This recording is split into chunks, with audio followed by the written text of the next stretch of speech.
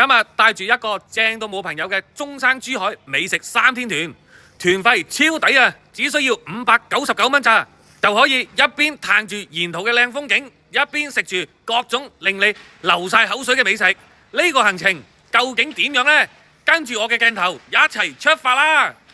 我哋由深圳灣出發，第一站就直達珠海香洲。落車嘅一刻啊，一場奢華到爆嘅美女盛宴已經等緊大家啦！鮑魚濃湯、豬肚雞、豪門海鮮火鍋，個湯底濃郁香甜，一飲就知道老闆落足重本，真材實料啊！爽脆嘅豬肚咬落去卜卜脆，新鮮肥美嘅海鮮一入口，嗰陣鮮味直衝腦門啊！簡直係正到痹啊！每食一啖，幸福感爆棚，真係食過翻尋味，食完仲想食多碗啊！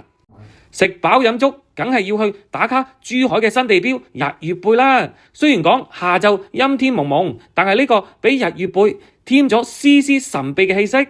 潔白嘅日月貝喺陰沉天色嘅襯托下，同藍色嘅海水、翠綠嘅植物構成咗一幅別有韻味嘅畫面。少咗啲明媚，卻多咗份藝術感啊！喺度唔使擔心自己唔識擺 pose， 隨便一影都好有氛圍。發到朋友圈，保證你成為朋友眼入面最識享受、最懂生活嘅人啊！跟住落嚟，我哋會去港珠澳大橋文化長廊觀景平台，近距離感受一座舉世矚目嘅世紀大橋。哇！好大隻啊！玩咗成日，個肚啊開始咕咕咁叫啦。今晚梗係要安排一餐皮脆肉嫩嘅紅燒乳鴿大餐，一次過滿足你嘅食慾啊！咬落去嗰陣時啊，皮脆到發出咔吱一聲，肉質嫩滑多汁，鮮香撲鼻，簡直係人間美味，食到你停唔到口啊！好食啊！哇！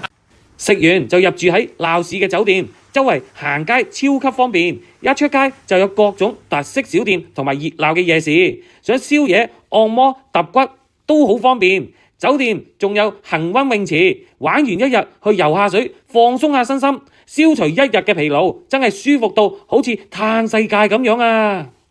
呢個行程唔單止有食唔完嘅美食，仲可以打卡各大人氣景點，一次過滿足你對旅行嘅所有幻想。